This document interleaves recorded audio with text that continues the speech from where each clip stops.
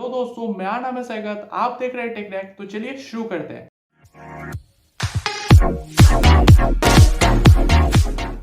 तो यार आज के वीडियो में हम लोग बात करेंगे गूगल डॉक्स होता क्या है, गूगल डॉक्स क्या मतलब उसका यूज क्या क्या होता है, उससे आप क्या क्या फायदा ले सकते हैं और उससे आप अपने सर्च रिजल्ट्स को कैसे फिल्टर कर सकते हैं। और मैं आपको कुछ एग्जांपल्स दिखाऊंगा भी गूगल डॉक्स का, और कुछ एग्जांपल्स मैं आपको नहीं दिखा पाऊंगा जिसका मैं एक लिंक दे दूंगा। मैं आपको एक विकिपीडिया पेज का लिंक दे दूंगा। उस विकिपीडिया पेज में आप जाके सारे जितने भी गूगल डॉक्स हैं उनको आप पढ़ सकते हैं। और सब कुछ सारे जितने भी गूगल डॉक्स होते हैं उनका फॉर्मेट सेम होता है। मतलब आपको ऑपरेटर का नाम लिखना पड़ता है, उसके बाद आपको एक कोलन लगाना पड़ता है, उसके बाद स्पेस देना पड़ता है, उसके बाद आपको जो कंटेंट चाहिए वो आपको लिखना पड़ता है। तो ये फॉर्मेट आपको बेसिकली सबका सेम ही होता है। तो मैं अगर आपको एक दिखा दूँ तो जितने भी गूगल डॉक्स है सारे का आप एग्जाम्पल चेक कर सकते हैं। तो मैं आपको ज़्यादा बोर नहीं करता हूँ और मैं आपको प्रैक्टिकल करके दिखा देता हूँ। तो यहाँ पर देखिए, मैं आ गया अपने कंप्यूटर स्क्रीन पे, और यहाँ पर आने के बाद सबसे पहले मैं google.com पे हम लोग को जाना पड़ेगा। और हाँ, क्योंकि ये वेब पे काम हो रहा है तो आप ये चीज़ अपने एंड्रॉयड डिवाइस, अपने iOS डिवाइस, अपने मैक पे, अपने जितने भी मतलब कुछ भी अगर आपके पास है जिसमें आपका google.com चलता है तो सारे में आप ये चीज़ चेक करके देख सकते हैं। तो ऐसा नहीं है कि आपके पास ज़रूरी हो कि एक पीसी हो, आप ये कहीं भी टेस्ट करके देख सकते हैं। तो हम लोग चलते हैं अपने पहले ही जो ऑपरेटर है उस पर, जिसका नाम है इन यूआरएल।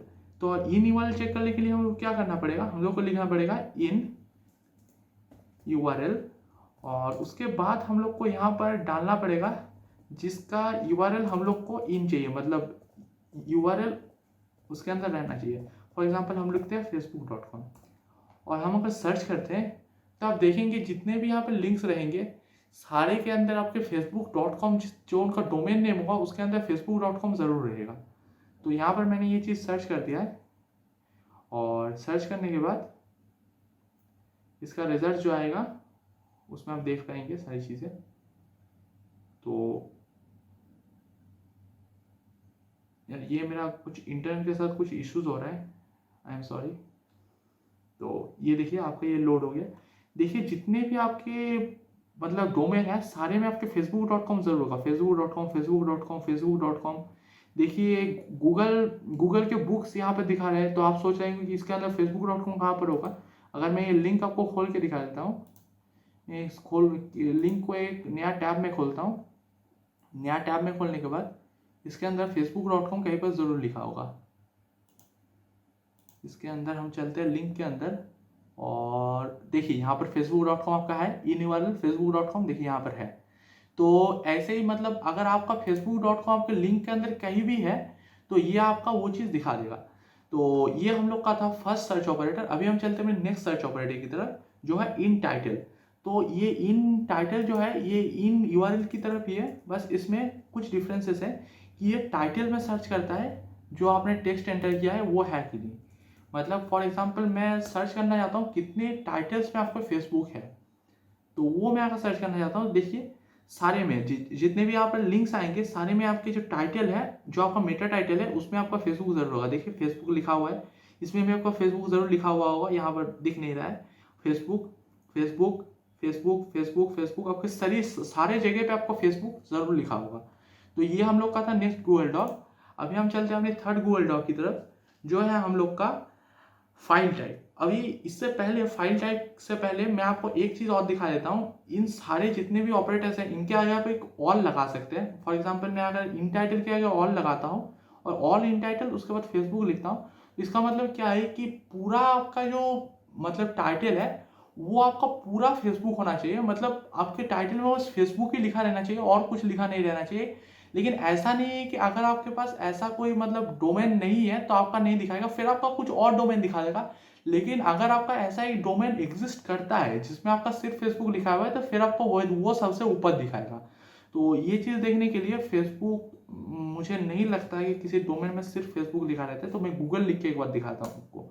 मैं यहाँ पर अगर सर्च करता हूँ तो यहाँ पर सर्च करने के बाद देखते हैं ऐसा कोई डोमेन है कि नहीं। देखिए गूगल सबसे ऊपर आ गया, गूगल देखिए दो जगह पे आपका सिर्फ गूगल लिखा रहता है, वो आपका सबसे ऊपर आया है। उसके बाद जितने भी डोमेन्स है वो आपका आ गया। तो इसका मतलब क्या है कि ये आप जो है इन टाइटल की बदले यूज कर सकते हैं। अगर आपको चाहिए कि आपका जो टेक्स्ट है वो सिर्फ लिखा हुआ कोई है कि नहीं, मतलब ऐसा कोई डोमेन है कि नहीं जिसमें आपका टेक्स्ट सिर्फ लिखा हुआ है टाइटल में, या फिर आपका टेक्स्ट जो है वो सिर्फ लिखा हुआ है यूआरएल में, ये इन यूआरएल के साथ भी आप यूज कर सकते हैं इन टाइटल के बदले। और वहां पर आपका सिर्फ यूआरएल में गूगल लिखा हुआ है तो वो यूआरएल आपका आ जाएगा, मतलब google.com या फिर google.co.in अगर आप लिखते हैं तो आपका आ जाएगा। तो अभी हम चलते हैं नेक्स्ट की तरफ, जो है आपका फाइल टाइप। तो फाइल टाइप के लिए क्या होगा, ये बहुत ही ज़्यादा काम में आ जाता है। फॉर एग्जांपल हम जब भी कोई प्रोजेक्ट वगैरह ढूंढते रहते हैं तो हम लोग को ऐसा लगता है कि यार ऐसा कोई फाइल मिल जाए जो आपका पीडीएफ फाइल हो, या फिर आपको ऐसा कोई फाइल मिल जाए जो आपका पीपीटी फाइल हो, या फिर आपको कोई ऐसा फाइल मिल जाए जो आपको एक्सेल्स फाइल हो। तो ये सब ढूंढने के लिए बहुत ही सही टूल है गूगल में, जो है आपका फाइल टाइप। तो इसके लिए मैं क्या करता हूँ, अच्छा इसका सिंटैक्स थोड़ा सा अलग होता है। अगर आप ऐसे लिखेंगे तो वैसे भी आपको मिल जाएगा कुछ, लेकिन वो मतलब यूज नहीं किया जाता कभी भी। तो मैं यहाँ पर लिखता हूँ फाइल टाइप, और उसके बाद अगर मैं लिखता हूँ पीडीएफ और मैं इसको सर्च करता हूँ अगर, तो वैसे तो सर्च करने से ये भी आ जाएगा, मतलब सिर्फ आपका जितने भी पीडीएफ है वो आपके आ जाएंगे, लेकिन ऐसा कोई यूज नहीं करता है। इसका यूज कैसे किया जाता है वो मैं आपको दिखा देता हूँ। तो ये हमारा लोड हो गया, और इसका यूज बेसिकली ऐसा किया जाता है। फॉर एग्जांपल मैं लिखता हूँ यहाँ पर वेब डेवलपमेंट, और यहाँ पर मैं स्पेस देके फाइल टाइप पीडीएफ को मैं सर्च करता हूँ। तो अगर मैं ऐसा लिख दूंगा तो वेब डेवलपमेंट के ऊपर जितने भी पीडीएफ फाइल होंगे वो आपके सारे आ जाएंगे। यहाँ पर फाइल टाइप अपने पीडीएफ लिखा, यहाँ पर आप चाहे तो पीपीटी लिख सकते हैं, यहाँ पर आप चाहे तो एक्सेल लिख सकते हैं, आप कुछ भी लिख सकते हैं यहाँ पर। तो देखिए यहाँ पर वेब डेवलपमेंट का स्पेलिंग मैंने गलत लिख दिया, होता है यार, कभी कभी हो जाता है, तो उस पर ध्यान मत दीजिए। मेरा स्पेलिंग बहुत खराब है, क्या करूँ। ठीक है, तो ये हम लोग का हो गया। अभी हम लोग का जो नेक्स्ट है वो है आपका डिफाइन। तो डिफाइन मतलब क्या है कि फॉर एग्जांपल आपको कभी कभी ऐसा हो जाता है कि आपको किसी वर्ड का मीनिंग नहीं पता है, और आप इसको सर्च करते हैं कि फॉर एग्जांपल अगर आपको नहीं पता कि फ्लावर का मतलब क्या होता है, वैसे तो अगर आपको पता होगा फ्लावर का मतलब क्या होता है, लेकिन अगर आपको नहीं पता फ्लावर का मतलब क्या होता है तो आप ऐसे सर्च करते हैं फ्लावर मीनिंग, और उसके बाद आपको बहुत सारे डिक्शनरीज वगैरह बहुत सारे मिल जाएंगे, और उसमें किसी में इंफॉर्मेशन ठीक से नहीं दिया रहता है, किसी में ठीक से दिया रहता है, आपको उतना सिक्योर तरीके से नहीं मिलता है। लेकिन आपको एकदम अगर मीनिंग ही चाहिए तो आप उसके पहले एक सर्च ऑपरेटर लगा सकते हैं जिसका नाम है डिफाइन। और ये सर्च ऑपरेटर लगाने के बाद आपको यहाँ पे लगाना पड़ेगा डिफाइन, और ये सर्च ऑपरेटर लगाने के बाद फ्लावर का जो मीनिंग है वो आपके जितने भी डिक्शनरी वेबसाइट्स होंगे उन सारे में ढूंढ के गूगल को जो बेस्ट रिजल्ट मिलेगा वो आपको दिखा देगा, और बेस्ट रिजल्ट के पे आप मतलब विश्वास कर सकते हो, वो रिजल्ट गलत नहीं होता जनरली। तो यहाँ पर ये लिखने के बाद अगर आप सर्च करेंगे, वैसे यहाँ पर क्लिक करके सर्च मैंने लास्ट कब किया था मुझे याद नहीं है, मैं हमेशा इंटर से सर्च करता रहता हूँ, पता नहीं मैंने यहाँ पर क्लिक करके क्यों आज सर्च किया। देखिए यहाँ पर फ्लावर का आपका डेफिनेशन आ गया कि फ्लावर का डेफिनेशन क्या होता है, the seed bearing part of a plant वगैरह वगैरह। तो ठीक है, ये हम लोग का था फोर्थ ऑपरेटर। अभी हम चलते हैं अपनी फिफ्थ ऑपरेटर की तरफ, जो है आपका इंडेक्स ऑफ। तो ये भी बहुत सही ऑपरेटर है, और ये बेसिकली कब काम आता है, जब आप बल्क में इंफॉर्मेशन ढूंढते हैं। फॉर एग्जाम्पल अगर आपको बहुत सारी इंफॉर्मेशन चाहिए एक पर्टिकुलर टॉपिक के बारे में, फॉर एग्जाम्पल अगर आप एक प्रोजेक्ट बना रहे हैं एक टॉपिक के ऊपर और आपको बहुत सारी इंफॉर्मेशन उस प्रोजेक्ट के बारे में चाहिए, तो आप यहाँ पर बस आपको लिखना होगा इंडेक्स ऑफ, यहाँ पर स्पेस नहीं देना होता है, इंडेक्स ऑफ, और उसके बाद आप कोलन लगाना पड़ेगा, और उसके बाद आप टॉपिक का नाम लिख दीजिए। फॉर एग्जांपल मैं लिखता हूँ हैकिंग, और मैं इसको सर्च कर देता हूँ।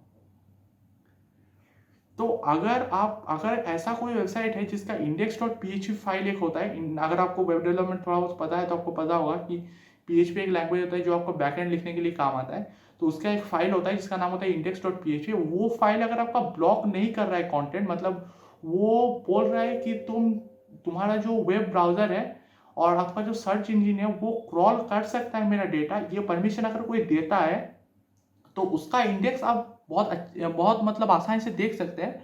और उस इंडेक्स को देखने के बाद उसका कोई भी फाइल आप चाहे तो डाउनलोड कर सकते हैं। तो मैंने इसको नया टैब में खोल लिया, फॉर एग्जांपल फर्स्ट वेबसाइट को, और फर्स्ट वेबसाइट को खोलने के बाद अगर मैं नीचे थोड़ा सा जाता हूँ तो आपको मैं दिखाता हूँ कि कैसे फाइल्स लोड हो जाते हैं और उनको आप 1 क्लिक में कैसे डाउनलोड कर सकते हैं। देखिए यहाँ पर फॉर एग्जांपल मेरा ये सारा जो वेबसाइट है, ये फॉर एग्जांपल ये जो वेबसाइट है इसका पूरा डेटा अभी मेरे पास आ गया। और मैं अगर थोड़ा सा नीचे आता हूँ, फॉर एग्जांपल मैं कोई भी एक फाइल के अंदर मतलब कोई भी फोल्डर के अंदर चला जाता हूँ और फोल्डर के अंदर जाने के बाद मैं एग्जांपल ये वाला फाइल है जो इसको मैं अगर डाउनलोड करना चाहता हूँ तो देखिए मेरे पास ये डाउनलोड प्रॉम्प्ट आ गया। और मैं अगर इसमें स्टार्ट डाउनलोड में क्लिक करूंगा तो ये मेरा फटाफट से डाउनलोड हो जाएगा। तो देखिए मैंने इसको डाउनलोड किया और उसके बाद मैंने इसको ओपन अगर किया तो देखेंगे ये फाइल मेरा ओपन हो जाएगा। तो ये थोड़ा सा टाइम ले रहा है ओपन होने में, ठीक है कोई बात नहीं, हम थोड़ा सा इसको टाइम दे सकते हैं। और देखिए ये जो फाइल है ये इनका जो है ये इंटरनल फाइल था, लेकिन इनको हमने डाउनलोड कर लिया। तो अगर आपको एक टॉपिक के बारे में बहुत ज़्यादा इन्फॉर्मेशन चाहिए तो आप ये इंडेक्स ऑफ यूज़ करके मतलब उसके बारे में एकदम भर भर के इन्फॉर्मेशन ढूंढ सकते हैं। और आपको इंटरनेट पे ऐसे बहुत सारे साइट्स मिल जाएंगे जिसका index.php ठीक से कॉन्फ़िगर्ड नहीं होता और इसीलिए उनका जो कंटेंट होता है वो आपका वेब क्रॉलर मतलब क्रॉल कर लेता है। जो उनका सर्च इंजिन होते हैं वो उनका जो डेटा है उनको क्रॉल कर सकते हैं।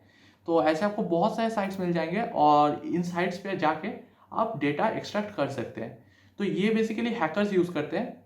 तो ठीक है, आज के वीडियो के लिए इतना ही था। चलिए मिलते हैं नेक्स्ट वीडियो में, तब तक के लिए बाय बाय।